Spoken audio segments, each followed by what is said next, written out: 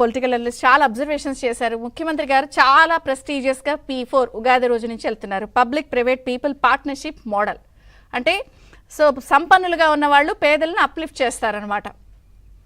మీరు ఇందులో మీకేమనిపిస్తుంది? ఇందులో ఉన్న మంచి చెడులు ఏంటి ఏమైనా చెప్పగలరా? తప్పకుండా. ఇప్పుడు ఏ ప్రభుత్వం అయినా ఒక కొత్త కాన్సెప్ట్ తీసుకొస్తే మనం వెల్కమ్ చేయాలి. ఎందుకంటే ఇప్పటికి మన 75 సంవత్సరాలు బట్టి చూసాను దేశంలో కొన్ని స్కీమ్స్ సక్సెస్ఫుల్ అయినాయి, కొన్ని స్కీమ్స్ ఫెయిల్ అయినాయి. దాంట్లో తప్పలేదు. ఎక్స్పెరిమెంట్ అనేది మాత్రం చేయాలి.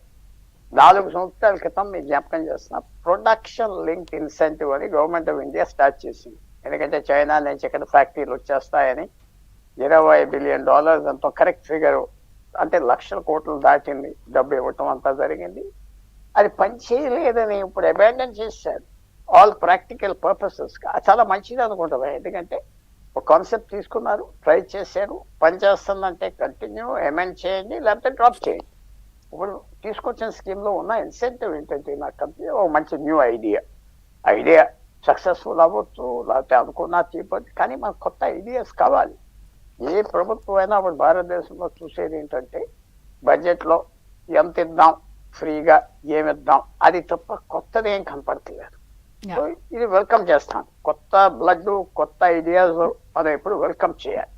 రెండోది ఏంటంటే ఇది మీరు ఇందాక అన్నట్టుగా డీప్గా ఆలోచించారా, ఇది వైడ్గా కన్సల్ట్ చేశారా, టార్గెట్స్ ఏంటి, అది కూడా చేసి ఉంటారని మీరు అన్నారు. చేసి ఉండాలి అని నేను అంటున్నాను. ఎందుకంటే కొంచెం డీప్గా ఆలోచించుకోవాలి. ఐడియా తీసుకుని క్రాష్ అవుట్ చేయడానికి ఎంతవరకు పనిచేస్తాయి. మూడవది ఏంటంటే దీంట్లో తప్పకుండా ఇప్పుడు ప్రైవేట్ ఇండివిజువల్స్ ఎవరైనా డొనేట్ చేద్దాం, ఇన్వాల్వ్ అవుదాం అంటే వాళ్ళకి ఛానల్ లేదు. ఎవరికి ఇవ్వాలి డబ్బు? ఆ ఊరు సర్పంచ్కి ఇస్తారా, లేకపోతే ఎవరో బంధువులకి ఇస్తారా? ఇమ్మంటే ఇవ్వరు కదా, ఆఖరికి అది అవ్వదు కదా. ఒక ప్లాట్ఫామ్ ఏదైనా కావాలి, ప్లాట్ఫామ్ కావాలి.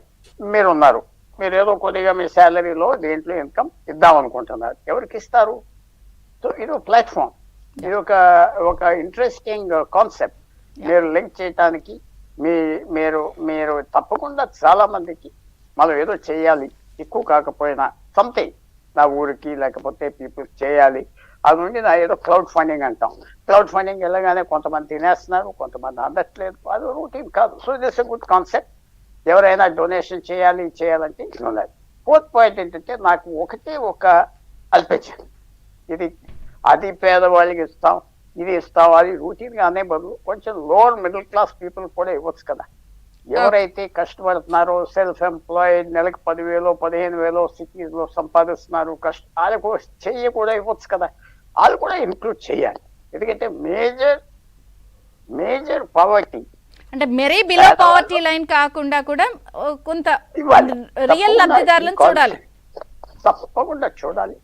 అది ఈవేళ భారతదేశం అయినా ఆంధ్రప్రదేశ్ అయినా మిడిల్ ఇన్కమ్ నుంచి, ఇప్పుడు మనం మిడిల్ ఇన్కమ్ దేశం అవ్వాం, అయితే మధ్యతరగతి ఆదాయం దేశం అవ్వాం. కానీ మధ్యతరగతి నుంచి పై తరగతి వెళ్ళటం చాలా చాలా కష్టం, సాధారణంగా అవ్వదు ఎన్ని ప్లాన్లు వేసినా. ఇలాంటి ప్లాన్స్తో ఏమవుతుందంటే లోవర్ మిడిల్ క్లాస్ వాళ్ళకి ఇది చాలా ఉపయోగపడాలి. ఇది కూడా ఫ్యాక్టర్ చేయాలి. గవర్నమెంట్ ఎలాగ వీళ్ళని ఇన్వాల్వ్ చేద్దాం, వీళ్ళని రిమూవ్ చేయటం కాదు. నీకు ఏదో ఉద్యోగం ఉన్నది కదా, నీకు ఏదో ఉన్నది కదా, 10,000 వస్తాయంటే తీసేయటం కాదు. వీళ్ళని కూడా ఇంక్లూడ్ చేస్తే ఈ స్కీమ్ మంచి బెనిఫిట్ వస్తుంది. ఎందుకంటే వాళ్ళు ఇమీడియట్ గా జాగ్రత్తగా వాడుకుంటారు. సో అది మాత్రం ఒక ల్యాప్స్, ఒక లోట నాకు కనపడదు.